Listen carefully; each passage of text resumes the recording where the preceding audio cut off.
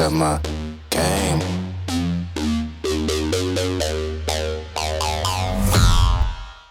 E sto andando a prenderla, È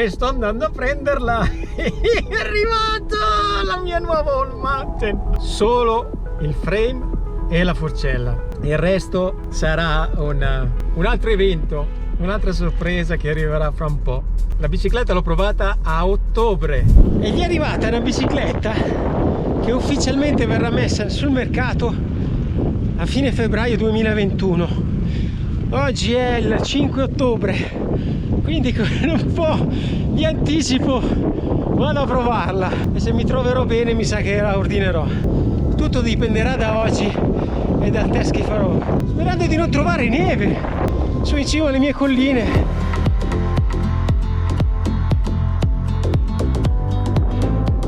Fa freddo, il cielo si sta aprendo, è una meraviglia, che si apre, la giornata è bella pulita, è stata pulita dalla pioggia. Si sale.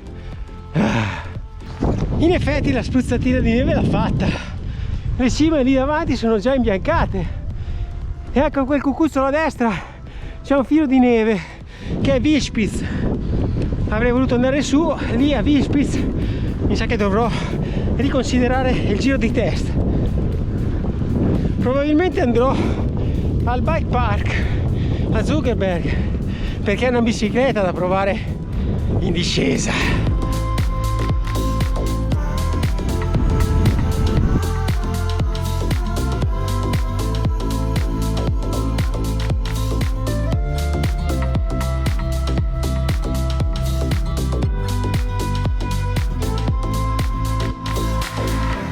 Ok, c'ho il sedere sopra e sono in salita, sensazione piacevole, non è per nulla scomoda, mi sembra addirittura più compatta della Altitude che avevo, che ho e che sostituirò sicuramente con questa. È un video che non potrò pubblicare prima di febbraio-marzo, prima che uscirà, però è questa, la Rocky Mountain Instinct Carbon, che io monterò con componenti particolari. È una bicicletta size M, 29 pollici le ruote, quindi passo dall'attuale 27,5 della Rocky Altitude a una 29 pollici, ma la preferisco perché essendo ormai abituato alla cross country da 29 si naviga che è un piacere su sassi e terreni tecnici.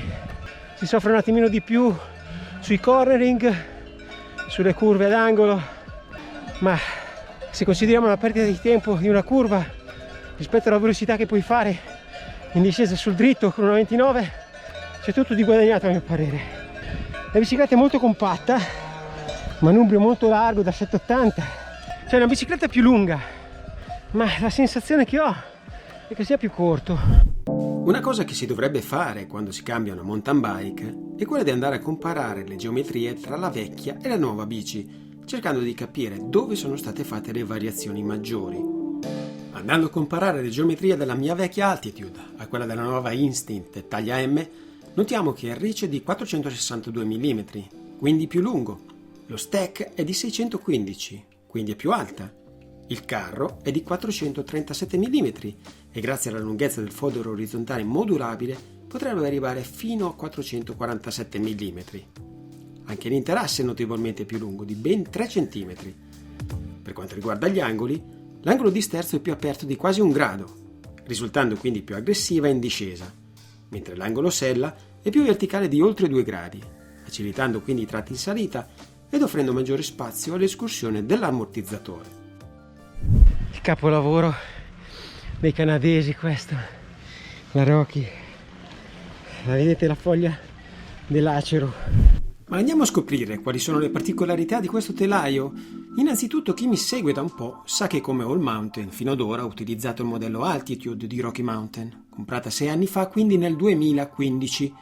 Il motivo per cui sono passato dal modello Altitude al modello Instinct è perché Rocky Mountain nel corso degli anni ha portato lo sviluppo della Altitude verso l'enduro, posizionando il modello Instinct come modello strategico per la categoria Trail All Mountain.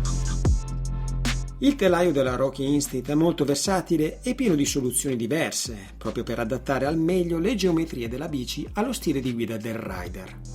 Le Rocky, infatti, hanno sempre avuto la capacità di controllare al meglio l'equilibrio tra stabilità e giocosità.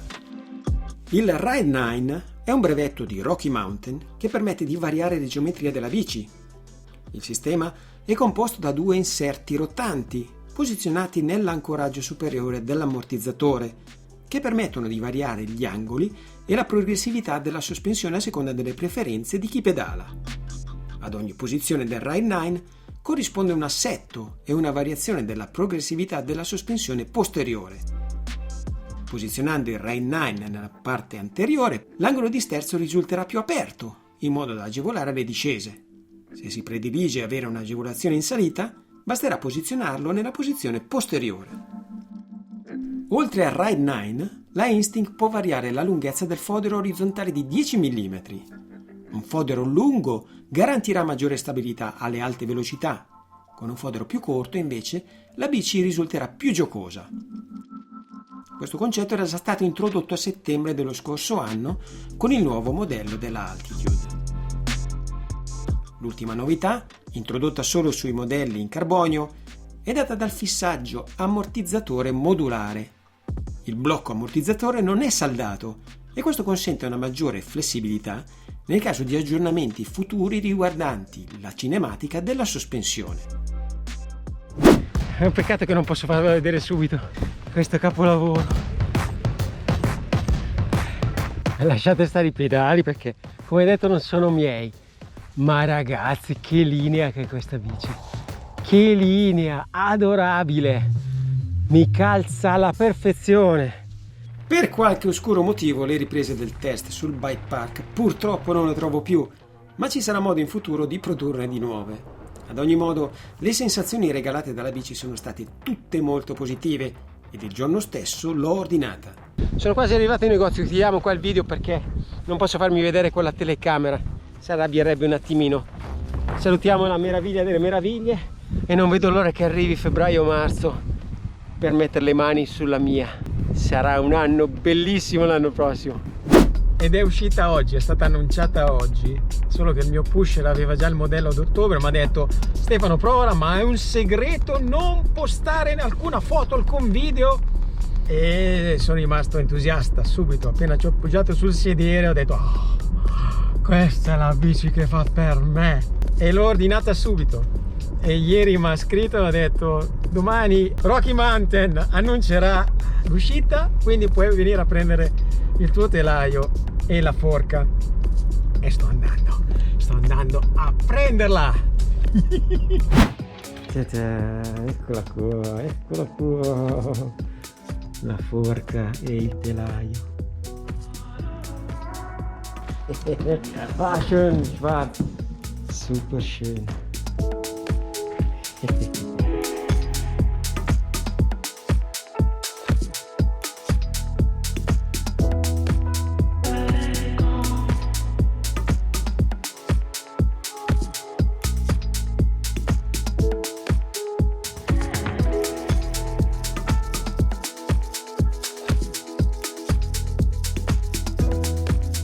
La sospensione è una Fox Float DPX2 Factory con rivestimento Kashima che garantisce un maggior scorrimento dello stelo.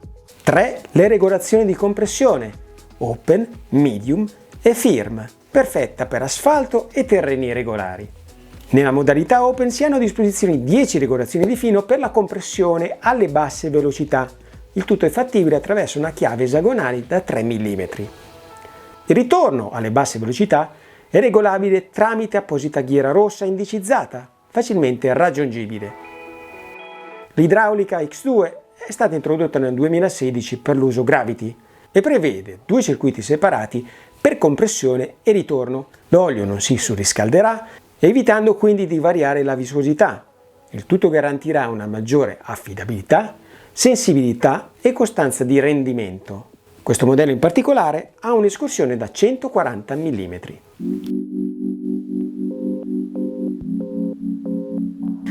La forcella è una Fox Float 36, escursione 150 mm, sempre con rivestimento Kashima. La cartuccia è Fit 4 per ruote da 29 pollici. Le modalità di blocco per il registro di compressione sono 3: aperta, media, da utilizzare nei tratti in salita più scorrevoli, e chiusa. Il tutto selezionabile dalla ghiera qui sopra. La rotellina nera qui sopra serve per il settaggio della compressione alle basse velocità ed ha ben 22 click per trovare il giusto feeling. Chiaramente il beneficio lo si avverte solo con il blocco del registro di compressione aperto. Il registro del ritorno è posto all'estremità inferiore del fodero destro ed è protetto da una capsula nera svitabile. La forcella presenta i nuovi pulsanti depressori, sono delle valvole di sfiato dell'aria poste nella parte posteriore dei foderi. Permettono di adattare la pressione interna della forcella a quella atmosferica, eliminando l'inconveniente indesiderato dell'aumento di pressione dovuto a variazioni di altitudine. Il crearsi di bolle potrebbe non permettere il perfetto funzionamento della forcella stessa. Premendo sui pulsanti, le bolle d'aria usciranno. Il perno passante è un quick release 15 mm x 110 mm, quindi boost standard. Il peso parte da 1965 grammi. In dotazione vengono anche forniti degli spacer per modificare la progressività della forcella. Come detto, questo è il primo di 2 video che andrò a produrre per il progetto Instinct.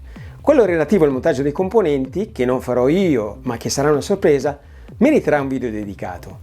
Nel frattempo sarebbe bello sapere qual è la componentistica dei vostri sogni che a parer vostro sarebbe da montare su questo telaio.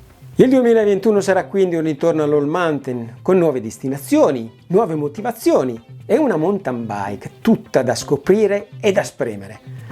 E con questo è tutto, vi saluto, vi ringrazio e ci vediamo alla prossima. Ciao!